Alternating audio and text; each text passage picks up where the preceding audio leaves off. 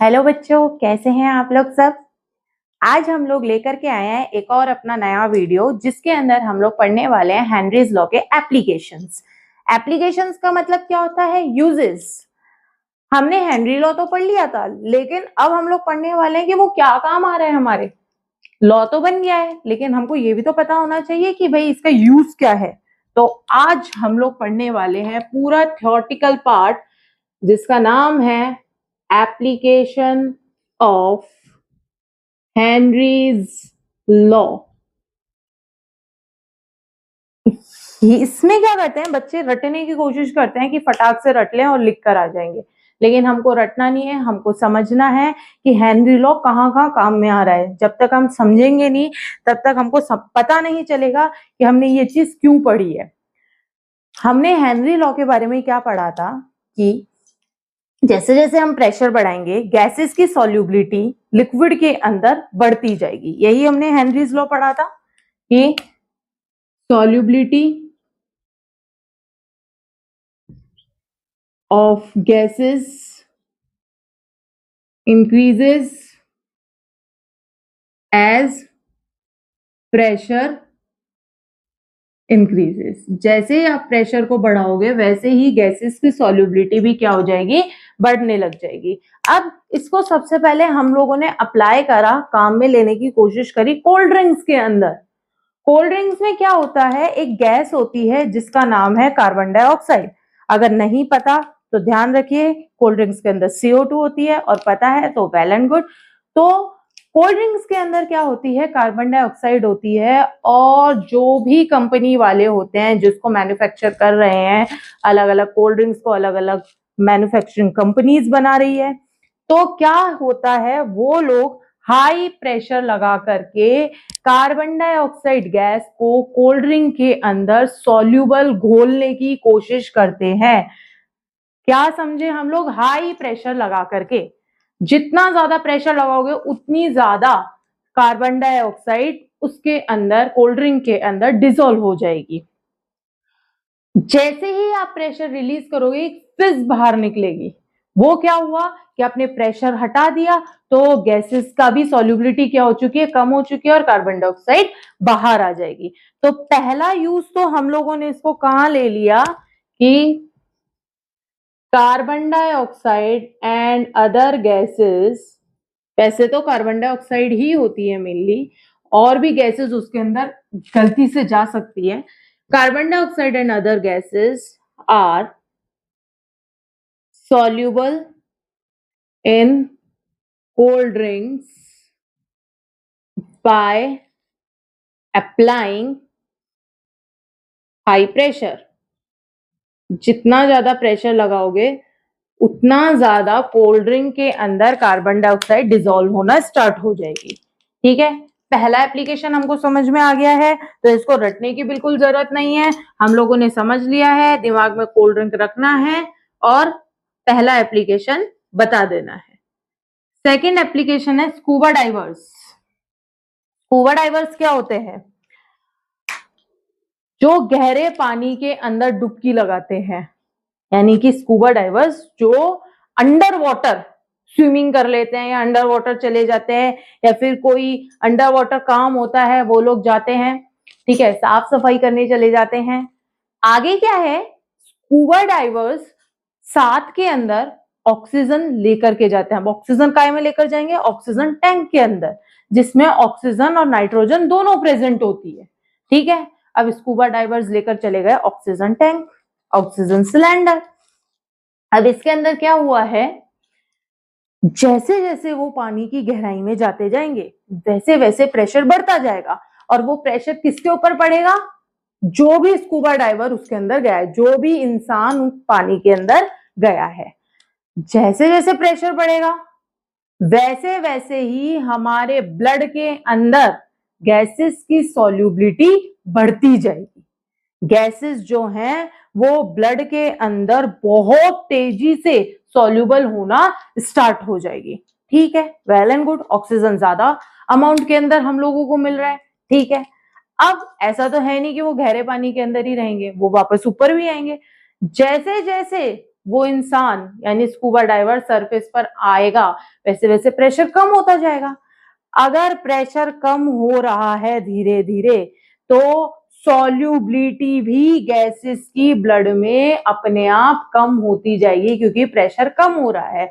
तो pressure release, solubility of gases in the blood is also decreases, कि gases की solubility blood के अंदर वापस से क्या होने लग जाएगी, कम होने लग जाएगी।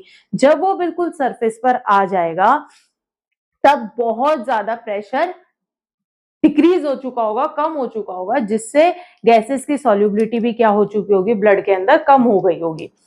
अब अंदर क्या क्या जा रहा है, ऑक्सीजन भी जा रहा है, नाइट्रोजन भी जा रहा है। नाइट्रोजन की सॉल्युबिलिटी जब कम होने लगती है तो नाइट्रोजन ब्लड वेसल्स के अंदर जमा होने लग जाती है, और जब वो नाइट्रोजन जमा होने लगती है तब हमारे ब्लड वेसल्स यानी हमारी बॉडी के अंदर बैंड्स आना स्टार्ट हो जाते हैं, जो कि हमारे लिए हानिकारक होते हैं, हाई रिस्क होते हैं। उससे हमको प्रॉब्लम हो सकती है, क्योंकि वो जो नाइट्रोजन है वो हमारे बीच बीच में ब्लड वेसल्स में जमना स्टार्ट हो जाएगी, ब्लड का फ्लो रुक सकता है, और ऑक्सीजन भी हमारी पूरी बॉडी के अंदर सप्लाई नहीं हो पाएगी, क्योंकि नाइट्रोजन बीच में जमा हो चुकी है। नाइट्रोजन जमा क्यों हो चुकी है, क्योंकि नाइट्रोजन भारी होती है, और दूसरी चीज नाइट्रोजन का अमाउंट ज्यादा होता है, नाइट्रोजन को घुलने के लिए ज्यादा प्रेशर की जरूरत पड़ती है। लेकिन जैसे ही सरफेस पर स्कूबा डाइवर आ चुका है, वो इंसान सरफेस पर आ चुका है, वैसे ही क्या होता है, सॉल्युबिलिटी गैसेस की डिक्रीज हो जाती है, और सॉल्युबिलिटी डिक्रीज होने की वजह से नाइट्रोजन ब्लड वेसल्स के अंदर जम जाती है। उसके बाद हमारे बैंड्स आना स्टार्ट हो जाते हैं, हमारे बैंड्स हो जाते हैं, जिसकी वजह से हमारे को प्रॉपर अमाउंट में ब्लड और ऑक्सीजन नहीं मिल पाता है। अब इसके लिए क्या करते हैं, इसके लिए हम जो ऑक्सीजन सिलेंडर है उसको डाइल्यूट कर देते हैं, उसके अंदर ऑक्सीजन 32% के समथिंग ले लेते हैं, हीलियम 11% ऐड कर देते हैं, और नाइट्रोजन उसके अंदर जो प्रेजेंट होता है बचा कुचा नाइट्रोजन उसके अंदर डाल देते हैं। अब यहाँ पे फायदा क्या हो चुका है, क्योंकि हमने इसके अंदर हीलियम भी ऐड कर दिया है तो नाइट्रोजन का अमाउंट कम हो जाएगा, अमाउंट कम हो जाएगा तो बैंड्स आने के चांसेस भी क्या हो जाएंगे, कम हो जाएंगे। ठीक है, अगला प्रश्न क्या आता है, अगला एप्लीकेशन क्या आता है हमारा, आप लोग पहाड़ी एरिया तो जानते होंगे, हाई एल्टीट्यूड्स, हाई एल्टीट्यूड्स के अंदर क्या होता है, एटमॉस्फेरिक प्रेशर कम होता है।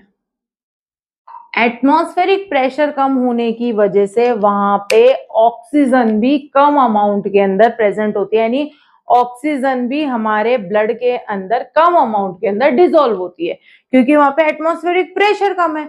प्रेशर कम है तो ऑक्सीजन भी हमारे अंदर बहुत कम डिसॉल्व होना स्टार्ट होगी। तभी बोलते हैं कि पहाड़ों पर आप इतने आसानी से नहीं जा सकते, अगर आप जाएंगे तो ऑक्सीजन सिलेंडर लेकर के जाए, जैसे कि माउंट एवरेस्ट जो भी चढ़ता है वो क्या करता है, अपने साथ में ऑक्सीजन सिलेंडर लेकर के जाता है, क्योंकि वहां पे एटमॉस्फेरिक प्रेशर कम होता रहता है। जैसे जैसे आप ऊपर जाते जाओगे वैसे वैसे एटमॉस्फेरिक प्रेशर कम होगा, आपको सांस की प्रॉब्लम होने लग जाएगी, क्योंकि वहां पर प्रेशर कम होने की वजह से ऑक्सीजन हमारे अंदर, हमारे ब्लड के अंदर प्रॉपर अमाउंट में डिसॉल्व नहीं हो पाता है।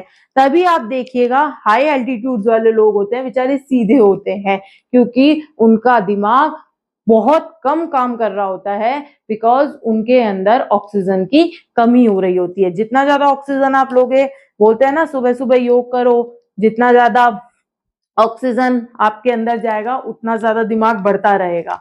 ठीक है, सुबह सुबह की वायु भी शुद्ध होती है, इसलिए सुबह सुबह करना चाहिए, वैसे कभी भी करो, जब टाइम मिले तभी करो। हाँ, तो टॉपिक क्या है हमारा, कि पहाड़ों के लोग होते हैं उनके एक बीमारी हो जाती है एनॉक्सिया नाम की। क्यों होती है वो, क्योंकि उनकी बॉडी के अंदर ऑक्सीजन का अमाउंट कम होता है। और अमाउंट कम क्यों होता है, बिकॉज वहां का एटमॉस्फेरिक प्रेशर बहुत ही कम होता है। प्रेशर कम तो solubility of gases in blood is also decreases. तो ये हमारी थर्ड एप्लीकेशन हो गई। इससे हम लोगों को समझ में आया कि हम लोग ऐसा क्या कर सकते हैं। अगर हेनरी लॉ नहीं होता तो हमको पता नहीं चलता कि भाई हमारे अंदर ऑक्सीजन डिसॉल्व कम क्यों हो रहा है। यहाँ से हम लोगों को पता चला, इससे हम लोग सावधानियां बरत लेते हैं। जैसे स्कूबा डाइवर्स जो है वो ऑक्सीजन सिलेंडर लेकर के जाएंगे, उसको डाइल्यूट करके लेकर के जाएंगे। उसके अलावा हाई एल्टीट्यूड्स पर हम लोग जाएंगे तो ऑक्सीजन सिलेंडर लेकर के जाएंगे। ठीक है, तो ये हो गई हमारी हेनरीज लॉ की एप्लीकेशंस। मे भी आपको ये समझ में आई होगी। एक बार हम लोग और देख लेते हैं, हम लोगों ने हेनरीज लॉ क्या पढ़ा था। हमने पढ़ा था pressure is directly proportional to the mole fraction. Pressure में अगर ये डायरेक्टली प्रोपोर्शनल हटाएंगे तो लगेगा हेनरीज कांस्टेंट एक्स। एक्स का मतलब हो गया मोल फ्रैक्शन, के एच का मतलब हो गया हेनरीज कांस्टेंट। और हेनरीज कांस्टेंट किसके ऊपर डिपेंड करता है? जो भी आपकी गैसेस प्रोवाइड है, प्रेजेंट है, उसी के ऊपर ये हेनरीज कांस्टेंट डिपेंड करता है। अलग अलग गैसेस के लिए हेनरीज कांस्टेंट की वैल्यू भी अलग होती है। इसको बिल्कुल भी रटना नहीं है, बिल्कुल समझना है और आप अपनी लैंग्वेज के अंदर इसको फ्रेम कर सकते हैं। ठीक है, कोल्ड ड्रिंक्स के अंदर यूज आ रहा है, स्कूबा डाइवर्स जो ऑक्सीजन टैंक, ऑक्सीजन सिलेंडर लेकर के जा रहे हैं उसमें यूज आ रहा है, और हाई एल्टीट्यूड्स के अंदर भी यूज आ रहा है। एक बार आप देख लीजिए इसको।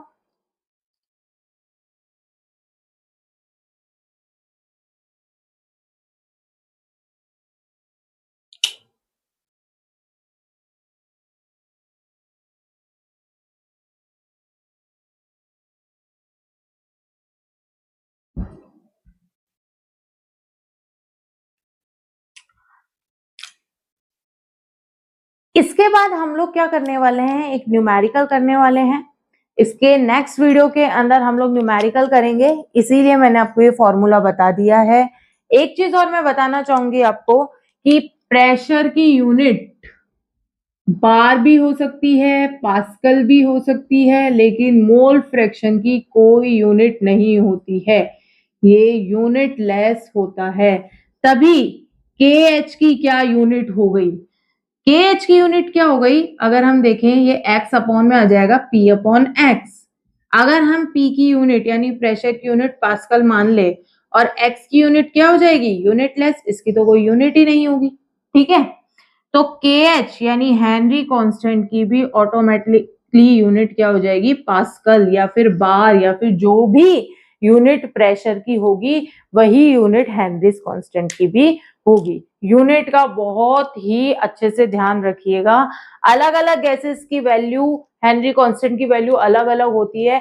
मे बी वो क्वेश्चन में गिवन होगी, नहीं तो हमने यहाँ पे एक फॉर्मूला भी बना लिया है, Henry constant equals to P upon X. इसके बाद हम लोग एक न्यूमेरिकल करने वाले हैं और उसके बाद हम लोग एक नया टॉपिक स्टार्ट करने वाले हैं जिसका नाम है वेपर प्रेशर। यहीं पर ये क्लास हम लोग एंड करते हैं। अगले क्लास के अंदर हम लोग एक न्यूमेरिकल को ऐड करेंगे।